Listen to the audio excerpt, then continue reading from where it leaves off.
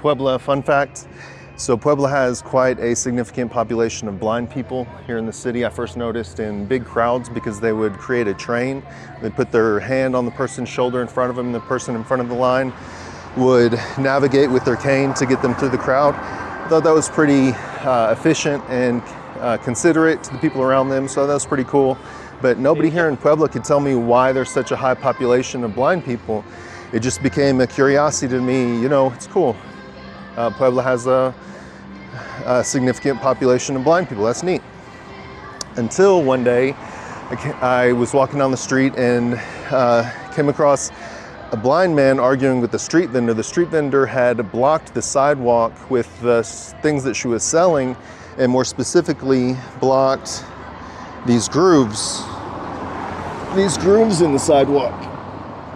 And I stuck around long enough listening to their conversation, eavesdropping, to find out and understand that those grooves are so they can navigate through the city.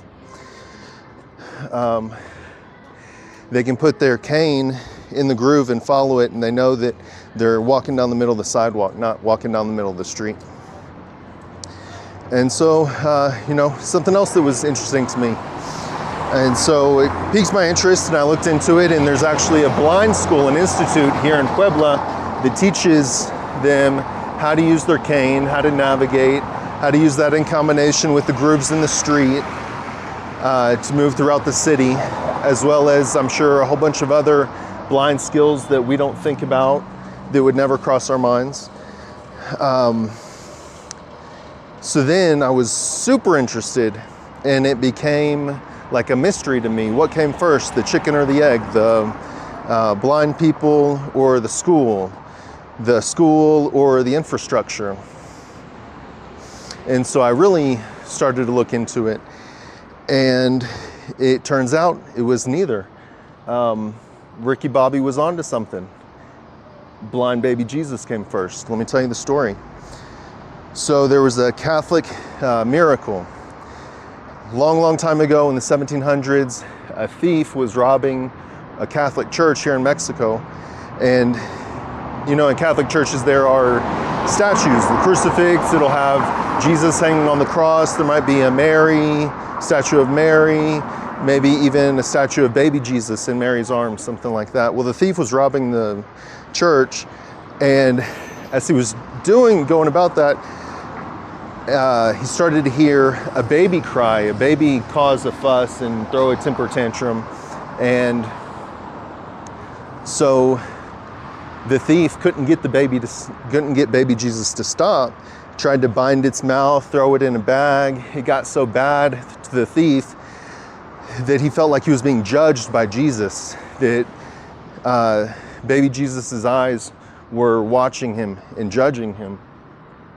And so he decided to gouge out the baby's eyes, and the statue cried tears of blood. It's a miracle. Statues don't cry, much less cry tears of blood. So this statue of the baby Jesus with the blood tears was recovered by the church and gifted to the convent here in Puebla. And so this has become like a mecca for people with visual disabilities. So all of those things in combination, the blind baby Jesus miracle, gifting it to the convent here, the institute and the infrastructure contribute to the high population of blind people here in Puebla. And that's really